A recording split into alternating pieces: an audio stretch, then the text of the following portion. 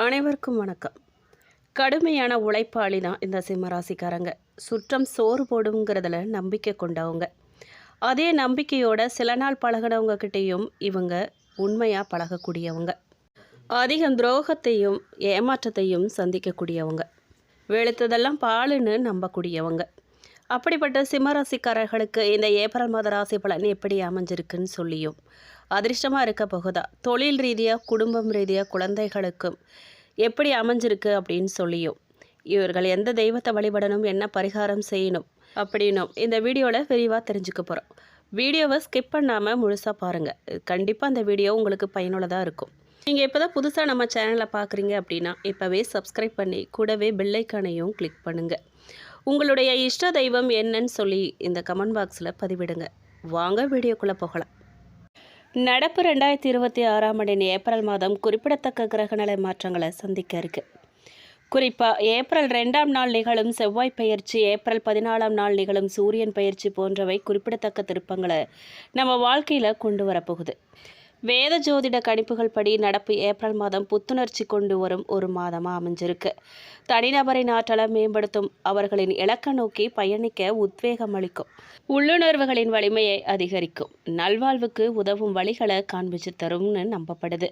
இந்த மாதம் நிகழும் வானியல் மாற்றங்கள் சிம்மராசிக்காரர்களுக்கு எப்படிப்பட்ட பலன்களை தரப்போகுது அப்படின்னு கேட்டிங்கன்னா, சூரியனை அதிபதியாக கொண்ட சிம்மராசிக்காரர்களுக்கு கல்விக்காக அல்லது தொழில் வளர்ச்சிக்காக பயணங்கள் பல செய்யும் வாய்ப்பு காணப்படுது.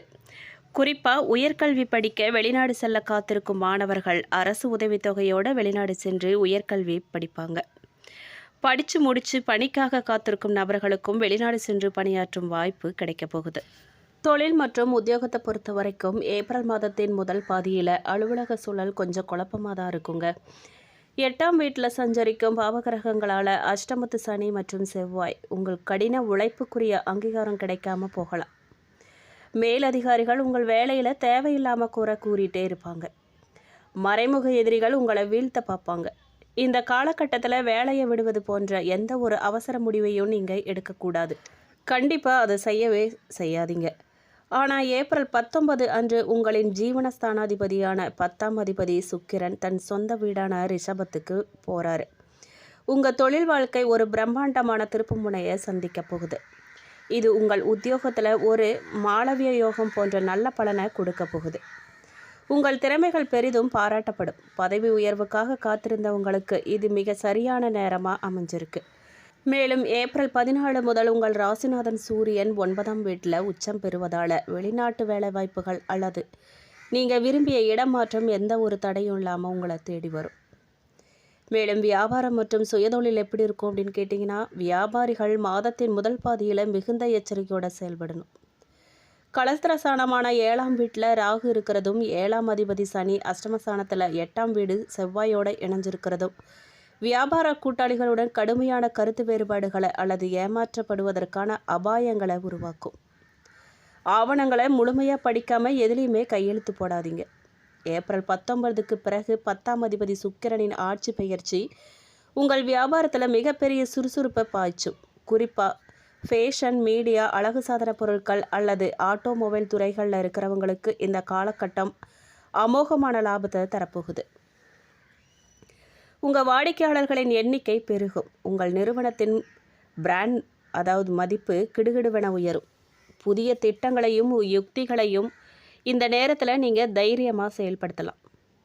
மேலும் பொருளாதாரம் மற்றும் செல்வம் எப்படி இருக்குன்னு கேட்டிங்கன்னா, உங்களுக்கு எத்தனை அஷ்டமத்து சனி தோஷங்கள் இருந்தாலும் உங்களை எந்த ஒரு நிதி நெருக்கடியிலும் தள்ளாமல் காப்பாற்றும் ஒரே கிரகம் லாபஸ்தானமான 11ஆம் வீட்டில் மிதுனம் வலுவாக அமர்ந்துள்ள குரு பகவான் தான். ஏப்ரல் மாதம் முழுவதும் பணவரவு சீராக இருக்குங்க. உங்கள் பழைய முதலீடுகள் உங்களுக்கு நல்ல வருமானத்தை தரும். இருந்தாலும் உங்களுடைய தனஸ்தான அதிபதியான 2ஆம் அதிபதி புதன் ஏப்ரல் 11 அன்று 8ஆம் வீட்டில் நீசமடைகிறதால பண பரிவர்த்தனைகளின் போது தகவல் தொடர்பில் குழப்பங்கள் வரும். யாருக்காவது பணம் அனுப்புறதுக்கு முன்னாடி எல்லாத்தையுமே இருமுறை சரிபார்த்துக்கோங்க. ஏப்ரல் 14க்கு பிறகு ராசிநாதன் உச்சம் பெறுவதால் அரசாங்கத்திடமிருந்து வர வேண்டிய நிலுவைத் தொகைகளோ அல்லது டெண்டர் லாபங்களோ பாதுகாப்பாக உங்கள் கைக்கு வந்து சேர்ந்துடும். ஆரோக்கியத்தை பொறுத்த வரைக்கும் மாதத்தின் முதல் 2 வாரங்களில் உங்கள் ஆரோக்கியத்தில் நீங்கள் ரொம்பவே விழிப்போடு இருக்கணும். 8ஆம் வீட்டில் செவ்வாய் மற்றும் சனியின் சேர்க்கையானது விபத்துகள், அறுவை சிகிச்சைகள் அல்லது கடுமையான முதுகுவலி ஏற்படுறதுக்கு சாத்தியக்கூறுகளை காட்டுது. தேவையில்லாத பயணங்களை தவிர்க்கிறது ரொம்ப நல்லது. உங்கள் லக்னத்தில் அமர்ந்துள்ள கேது அதிகப்படியான மனக்கவலையும் குழப்பத்தையும் தூண்டுவார். இருந்தாலும் கூட ஏப்ரல் 14 அன்று உங்கள் ராசிநாதனான சூரியன் தனது முழு பலத்தையும் மீண்டும் பெறுவதால் உங்களின் நோய் எதிர்ப்பு சக்தி ஒரு அதிசயத்தை போல அதிகரிக்கும். முன்பு உங்களை தொந்தரவு செய்த நோயிலிருந்து மிக விரைவாக நீங்கள் குணமடைவீங்க.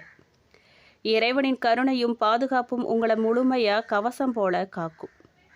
மேலும் குடும்பம் மற்றும் உறவுகள் பற்றி பார்த்தோம் அப்படின்னா 7ஆம் வீட்டில் கும்பம் ராகுவின் சஞ்சாரமும் உங்களின் 7ஆம் அதிபதி 8ஆம் வீட்டில் பாப கிரகங்களுடன் இருக்கிறதும் உங்கள் திருமண வாழ்க்கையில் கடுமையான சலசலப்புகளை உருவாக்க வாய்ப்பு இருக்குது. உங்கள் வாழ்க்கை துணை உங்களை புரிஞ்சு கொள்ளலைங்கிற உணர்வு உங்களை வாட்டி எடுக்கும். மிகுந்த பொறுமையை கடைபிடிக்கிறதும் வாக்குவாதங்களை தவிர்க்கிறதுமே இதுக்கான ஒரே தீர்வு. அதே போல் தந்தையை குறிக்கும் 9ஆம் அதிபதியான செவ்வாய் 8ஆம் வீட்டில் இருக்கிறதால மாதத்தின் முதல் பாதியில் உங்கள் தந்தையின் ஆரோக்கியம் அல்லது அவருடனான உங்கள் உறவு கொஞ்சம் மன அழுத்தத்தை தரலாம். ஏப்ரல் 14க்கு பிறகு பித்ருகாரகனான சூரியன் உச்சமடையும் போது இந்த சூழ்நிலைகள் பெருமளவு மேம்படும். 11ல் உள்ள குருவின் பார்வை 5ஆம் வீட்டின் மீது விழுவதால் உங்கள் குழந்தைகள் மூலமாக உங்களுக்கு மகிழ்ச்சியான செய்திகள்லாம் வந்து சேரும். மேலும் கல்வி மற்றும் மாணவர்களுக்கு எப்படி இருக்குது அப்படின்னு கேட்டிங்கன்னா, உங்கள் 5ஆம் அதிபதியான குரு லாபஸ்தானத்தில் அமர்ந்து 5ஆம் வீட்டை பார்க்குறதால மாணவர்களுக்கு அபாரமான கிரகிக்கும் சக்தி இருக்கும். ஆனால் 4ஆம் அதிபதியான செவ்வாய் 8ல் இருக்கிறதால தொடக்க கல்வியில் சில தற்காலிக தடைகள்லாம் வரலாம். ஏப்ரல் 14 அன்று சூரியன் 9ஆம் வீட்டில் உச்சமடைகிறது உயர்கல்வி படிக்கும் மாணவர்களுக்கும், குறிப்பாக படிப்புக்காக வெளிநாடு செல்ல துடிக்கும் மாணவர்களுக்கும் மிக சிறப்பான வெற்றியை கொண்டு வரப்போகுது. ஏப்ரல் 14க்கு பிறகு உங்கள் ராசிநாதனான சூரியன் 9ஆம் வீட்டில் உச்சம் பெறுவது ஒரு மாபெரும் திருப்பு முனையாக உங்களுக்கு அமையும். இது நீண்ட கால தடைகளை உடைத்தெறிந்து உங்களை மீண்டும் வெற்றி பாதைக்கு அழைத்து செல்லும்.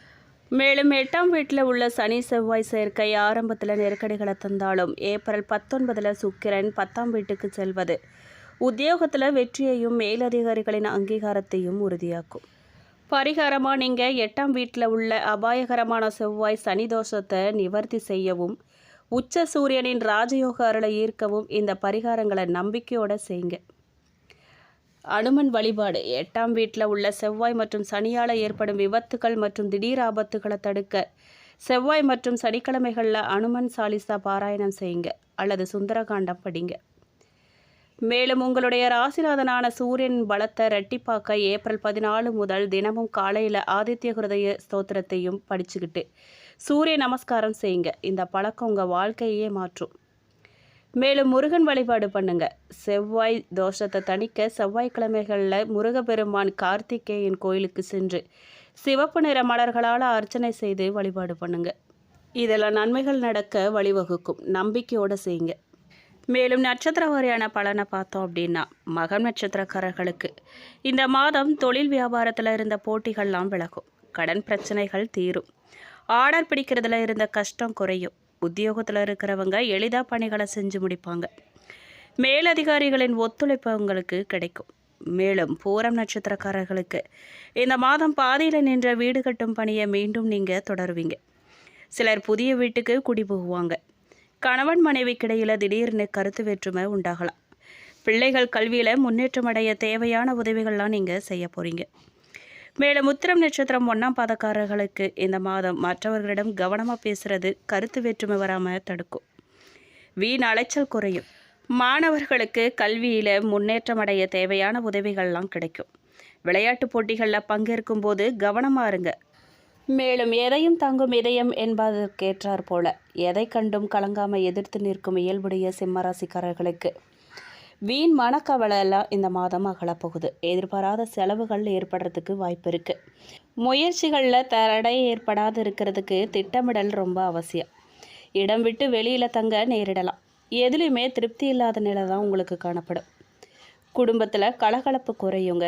எதுலேயுமே வெறுப்பும் திடீர் கோபமும் வரலாம். கணவன் மனைவிக்கிடையே கருத்து வேற்றுமை ஏற்பட்டு நீங்கும். பிள்ளைகள் சொல்கிறத கேட்டு நிதானமாக நீங்கள் பேசுகிறது நல்லது. பேச்சின் இனிமை சாதுரியம் இதால் தான் எடுத்த காரியங்களில் சாதகமாக முடிக்க முடியும். அடுத்தவங்க பிரச்சனைகளை தலையிடுறத நீங்கள் தவிர்க்கிறது ரொம்பவே நல்லது. தொழில் வியாபாரத்தில் ஈடுபட்டிருக்கிறவங்க போட்டியை சந்திக்க வேண்டியதாக இருக்கும். வாடிக்கையாளர்களிடம் கடுமையான பேச்சை நீங்கள் தவிர்க்கிறது நல்லது. லாபம் எதிர்பார்த்ததை விட குறையலாம். பழைய பாக்கியெல்லாம் வசூலாகும். எதிர்பார்த்த நிதி உதவி கிடைக்கும். அரசாங்கம் மூலமாக நடக்க வேண்டிய காரியங்களில் சாதகமான நிலை காணப்படும். உத்தியோகத்தில் இருக்கிறவங்க கவனமாக பணிகளை மேற்கொள்வது நல்லது. எந்த இக்கட்டான சூழ்நிலையையும் மன உறுதியோடு நீங்கள் சமாளித்து வெற்றி பெறுவீங்க. எதிர்ப்புகள்லாம் நீங்கும். நீண்ட நாட்களாக இருந்த பிரச்சனைகள் குறையும். எந்த ஒரு காரியமும் சாதகமாக முடியும். விருப்பமானவர்களோட சந்திப்பு ஏற்படும். பெண்களுக்கு எந்த முயற்சியிலையுமே சாதகமான பலன் கிடைக்கிறதுல தாமதமாகும். மனக்கவலை தான் மிஞ்சும்.